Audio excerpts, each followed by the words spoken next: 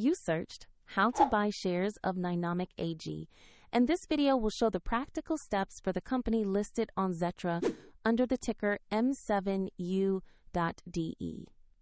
Nynomic AG develops RF and microwave testing equipment, and this guide is educational only, not financial advice. To buy shares, you need a broker, and I'll use eToro as an example to demonstrate the process. After signing up, you must verify your account, usually with an ID document, and add funds before you can place a purchase. Use the platform search box and type the ticker M7U.DE to find the listing quickly. Make sure you select the Nynomic AG entry that trades on Xetra to avoid similar names.